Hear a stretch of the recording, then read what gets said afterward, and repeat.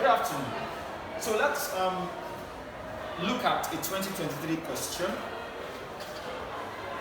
literature in English, and this question is on poetry. It says, examine the use of imagery in caged birds by Maya Angelou. Now, the first thing to do is to breathe. Think about the poem in entirety. Ensure that you can remember certain lines in the poem. Okay? Then, the next thing to focus on is on the word imagery. So what is imagery?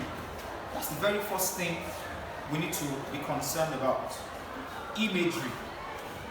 The word imagery is a term in literature used to depict the mental picture that is created in the mind of the reader, okay, when the poet or the novelist or the dramatist make use of certain words. So it means there is a way the writer uses his words, or there are things he says that brings a mental picture, a picture to your mind. Okay, so when these pictures are formed in your mind, okay, then you say that there is imagery. Now, you need to know that there are various types of imagery. Various types of imageries. Now, the first type we have is visual imagery. Visual imagery. The second type we have is what I call the auditory imagery. Auditory imagery. Okay? The third is what I call gustatory imagery.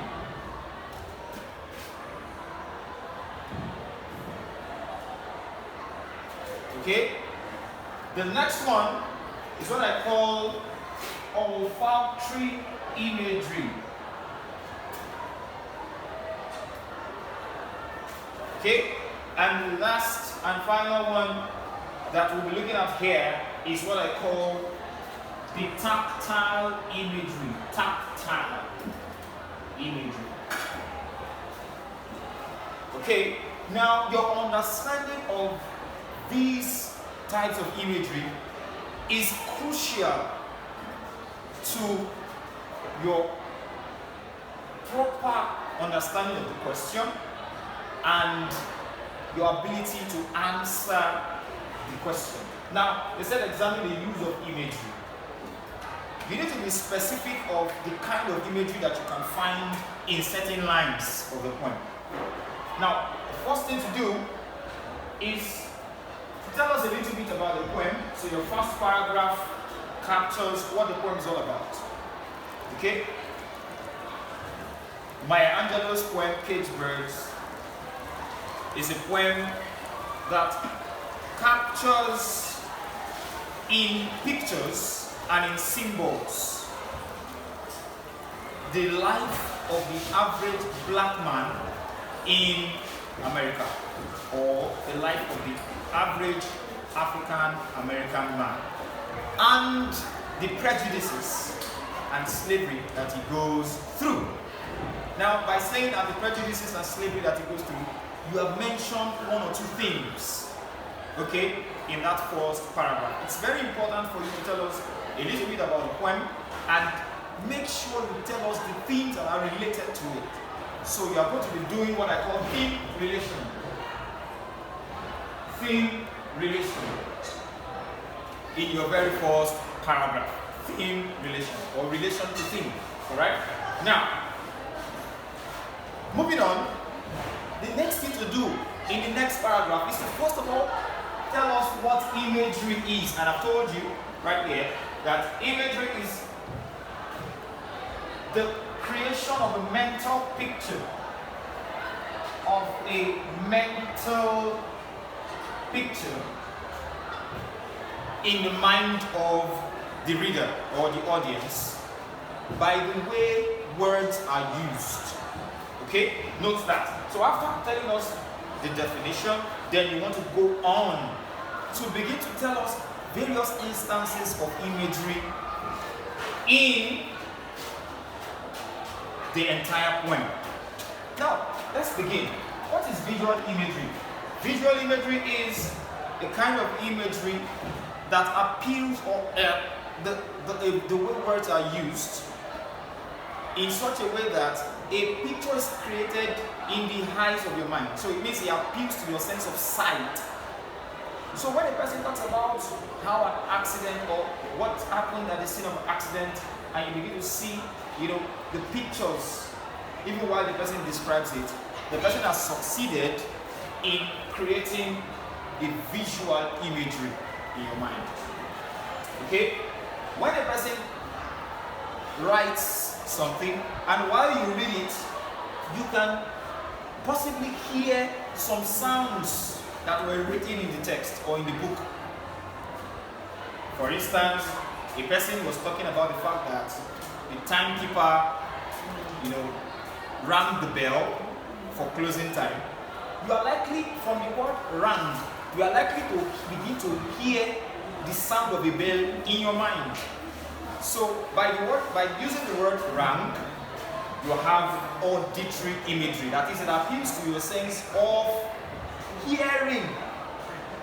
Okay, and then of course, gustatory, because of time, is an imagery that appeals to your sense of taste. Taste. So of course, when the person uses words, and then you can some way, somehow, begin to taste or have a taste of what the person is saying in your mind. You know that the person has used gustatory imagery. And then olfactory imagery appeals to your sense of smell. Smell. Don't forget visual, the sense of sound. Auditory, hearing.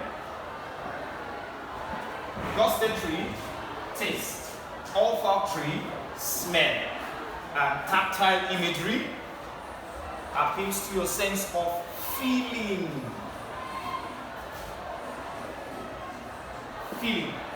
So if a person uses words in a way that you begin to feel what the person is trying to talk about in the text, you know that a tactile imagery has been used. And of course, for olfactory, I need to restate that when a person uses words in a way that you begin to perceive either the odor or the aroma of whatever the person is trying to describe in the text, you know that the person has used olfactory imagery. Now, having exhausted the types of imagery we might have come across, and we should not forget that we're dealing with the question here. Examine the use of imagery in Cage Verse by Maya Angelou. Now listen to me carefully. You don't have to explain all the types of imagery. No. The simple definition is just enough.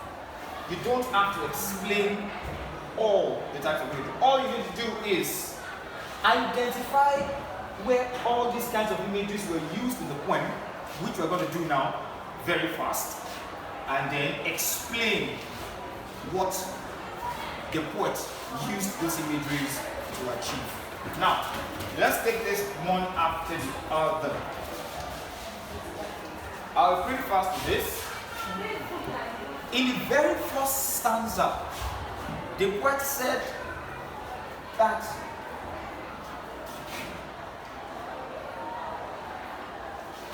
the free bird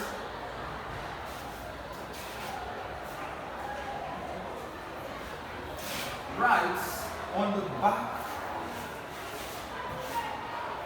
of the wings,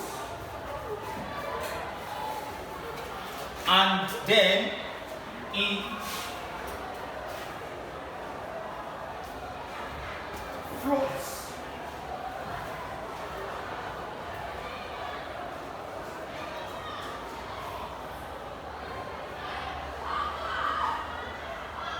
And then it dips his yellow, it dips his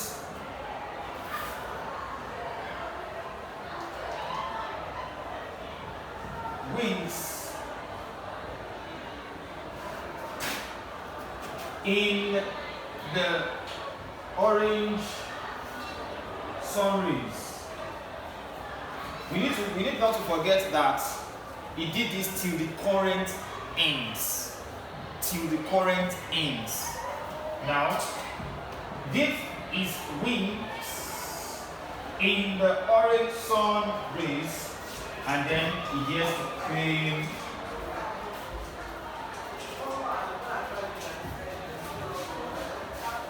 The sky. Now, first of all, you need to find out and you need to know that the author uses this description so that you can have a picture of what he's trying to talk about. And that picture appeals more to the sense of sight. The free bird rides on the back or floats on the back of the wind, okay, and goes down the stream. Now, while he talks about this, we are likely to begin to see the picture of the bird flying in the air and then trying to go down the sea or the stream, true or false. And then he dips his wings in the orange sun rays.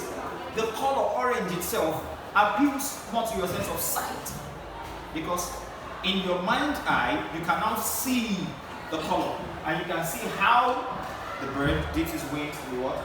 So it means in the very first stanza, to express how free the bird is, he used an imagery. The poet Maya Angelou used an imagery to explain, or she used an imagery to explain the freedom of the bird. And the imagery that we see here is a visual imagery, one that appeals to the sense of sight. I believe you understand this. Now, moving on, we began to see also in the next stanza. Now, let me say something before I move on. It's important to know also that the movement of the bird suggests another kind of imagery that you must know. And that imagery is called kinetic imagery. That is a mental picture of movement. A mental picture of movement. So when something moves and possibly you are reading something, and then in what you're reading or in the sentence, an object moved, and your body tries to move along with the object. That is to say, or that shows or implies that an image has been drawn up in your mind, and that is a kinetic image, because you want to move with the object. Okay, that's that.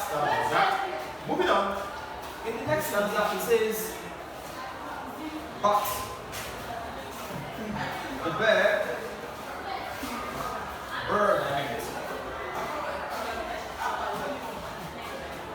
that floats down his narrow cage can seldom see through his bars of rage. His wings are clipped,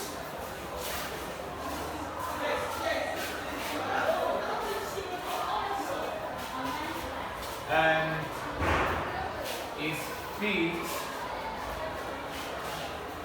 are tied,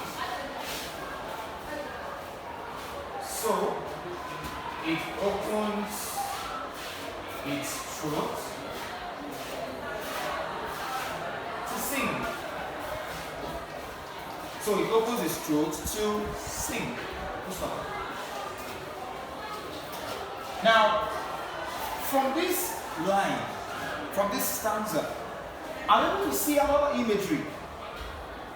But the bird that stalks down his narrow cage can seldom see through his bars of rage. Now, the next thing we begin to see is that he's going through something, rage. And why is he going through so much rage and pain? Because his wings are what? Free. And his feet are what? Tied. Now you are likely to begin to feel what the bird, the caged bird, is feeling, or what the caged bird is going through. That feeling of pain, rage, and of course the physical injury done to his hand by the tying of his hand, and done to his wings by the tying of his wings, and done to his legs by the tying of his legs, will create a mental picture of pain in the mind of the reader. Okay? And when an imagery appeals for the sense of feeling, you know that a tactile imagery has been used. And what was the poet trying to achieve with this? The poet was simply trying to show and express the level of slavery, rage, oppression, suppression, dehumanization, and all manner of discrimination that the caged bird is going through. Now you need to explain in that paragraph, or in this paragraph, that the caged bird is representative of the average black man in America whose life has been restricted. Don't forget that the two birds are symbols actually. While the free bird represents the average American man who has a free life, who lives freely, whose life is not restricted to anything and enjoys life without being questioned, the caged bird is a representative of the average black man living in America, whose life is subjected to so much slavery and hopelessness. It's important to explain what I've just explained. Alright, now, so apart from the fact that he's going through so much rage by the pains inflicted, by the restriction inflicted on him, affecting your feelings, there is more. Can I have the duster, please? Okay. Alright. Then rub this off.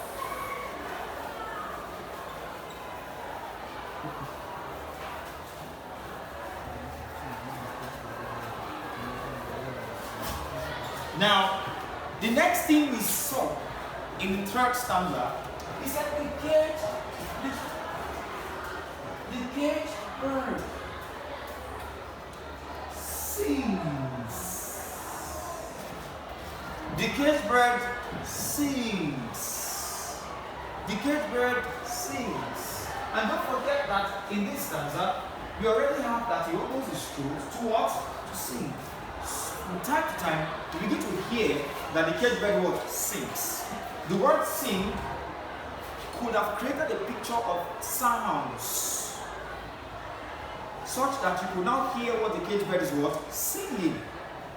Now, when such image is drawn on, that makes you to hear from merely reading what was written. You know that image is called what? From what you have read so far, auditory imagery. Okay, so you see that it says the caged bird sings with a fearful thrill. Okay, of things unknown. Of things what?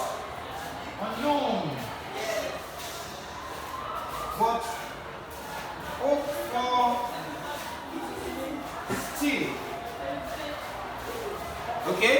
And he says the caged bird sings of freedom. Now, let's stop here. The major thing we are dealing with here is the word sing. What is the caged bird singing? The caged bird is singing of what? Freedom. So this particular stanza tries to foreground the theme of slavery and freedom, or better said, a clamor for freedom. Now don't forget the caged bird is the black American, right?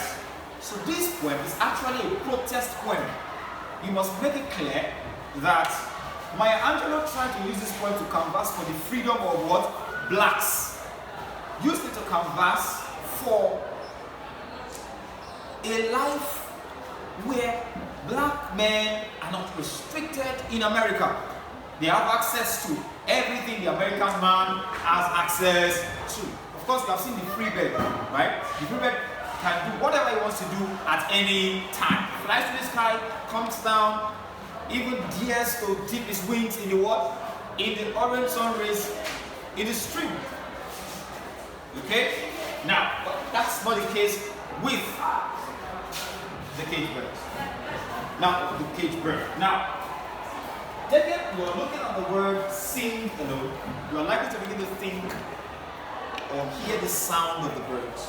And that is a representation of an what? Auditory image. Thank you.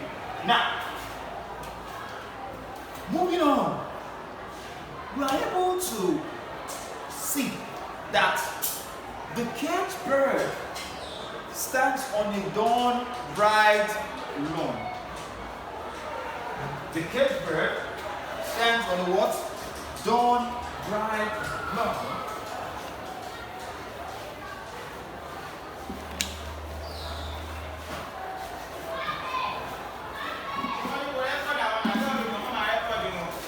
The dawn bright what?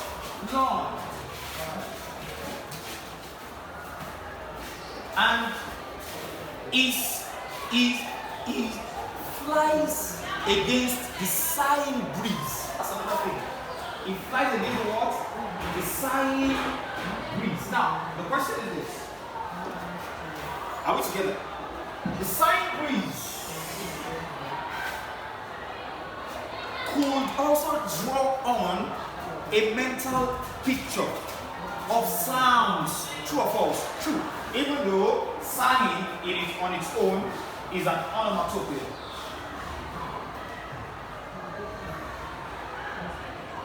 When words are used to represent sounds, okay, of course you know that that is called onomatopoeia. Nevertheless, the fact that the cage bird, okay, cannot enjoy freedom, but the free bird, on the other hand, can stay on the dawn bright lawn, okay, and sometimes even fly against the what? Sighing breeze, reveals to us that one way or the other, the life of the black man is restricted, but the white man or the American man has access to everything he wants. He can fly, he can dive, he can get the large worms that are waiting and eat it. He has opportunities, he has hope. Okay? Now, to explain or to portray that freedom, he says he flies against the sighing what? Breeze, or breeze blowing the sighing trees. Now, the word sighing itself and the word breeze makes the reader immediately begin to think and then begin to hear sounds of a breeze blowing. And of course, the trees, when they are blown, will make some kind of sound that sighs. Alright? So that in itself is an imagery, because you can hear and still appeals to your sense of what? Hearing, which is auditory imagery. Now, we have picked two. We have picked three kinds of images: visual imagery, tactile imagery, and then what? Auditory imagery. Okay? Having explained all this, you then conclude properly that Maya Angelou tried and attempted to use all the kinds of images to express both the freedom of the average American man and the slavery of the average black American living in. Okay, so once you have done that, step by step, take the first paragraph, tell us a little bit about the poem, tell us what the poem is about, tell us it's a protest poem, tell us that symbolic birds were used to portray what's obtainable in the average American society. Then you go ahead to define the concept of imagery itself. And then after doing that, do not forget that you must make reference to the themes. That we call it theme relation or relation to themes. And after defining what imagery is, move on to begin to provide instances of imagery. The first being the visual, the second being the auditory, and the third being the tactile imagery. The third being the tactile imagery. Well, and don't forget that we also have traces of kinetic imagery when the bird flies and the movement of the bird. Do not forget that. Then to conclude properly, Maya Angelou uses these imageries to portray the theme of freedom, hopelessness, slavery as obtainable in the 1950 American society. Thank you very much. See you next time.